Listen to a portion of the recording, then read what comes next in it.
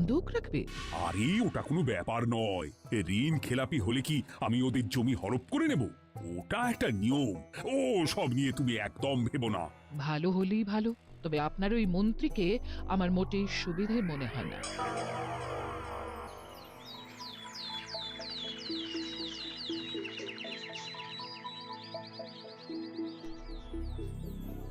এইখানে টিপছাপ দাও।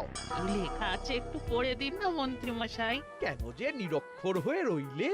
কি আর করব, পাঠশালায় যেতে পারিনি, তাই তাই অক্ষর জ্ঞান হয়নি। একটু একটু পড়ে দিন না মন্ত্রী মশাই। বটা, লেখাটা পড়ে দে। আমার শুধু প্রজাবৃন্দ, এই পয়লা বৈশাখে তোমাদের হাতে আমি কিছু অর্থ তুলে দিতে চাই। জয় মহারাজ কৃষ্ণচন্দ্রের জয়। এইসব মহারাজের কানে কে দিয়েছে জানো? কে গো পুটির বাবা? আমার গোপাল দাদা গো। সেই দিন রাতে আমার গোপাল দাদাকে আমাদের দুঃখের কথা জানালাম, আর তার পরের দিনই খবর এসে গেল এবার পয়লা বৈশাখ খুব ভালো যাবে। ওরে ওরে ওরে, এদিকে আমি তোদের মোহর দিচ্ছি আর নাম করছিস গোপালের। তোদের হচ্ছে। পুরো লেখাটা শোনো। হ্যাঁ, পড়ো পড়ো। সবাইকে 50 মোহর করে দেওয়া হবে।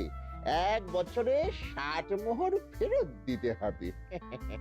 1 বছরে 60 মোহর তো ঠিক আছে, এটা দিতে পারা যাবে। কি বলো গোবিন্দ? হ্যাঁ ঠিক আছে। পুরোটা না শুনে আমি কিছু মন্তব্য করব না।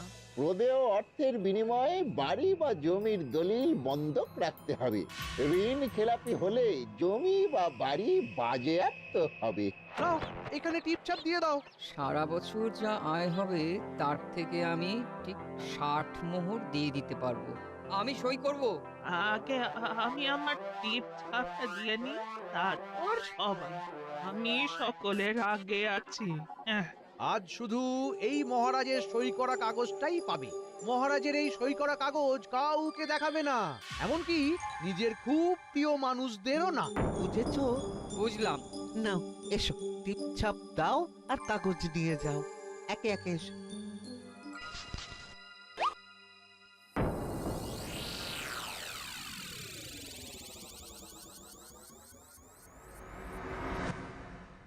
এখন বুঝলি তো, মানুষ মূর্খ থাকলে ঠকানোর কত সুবিধা। লেখা আছে 55, আমরা বললাম 50। মহারাজের থেকে পাবো 55 আর বোকা লোকগুলোকে দেবো 50। প্রতি লোকে আমাদের লাভ 5 মোহর। বটা, আজ কত লোক ঋণের কাগজ নিতে এসেছে? 215 জন মানুষ। হিসাব কর, 215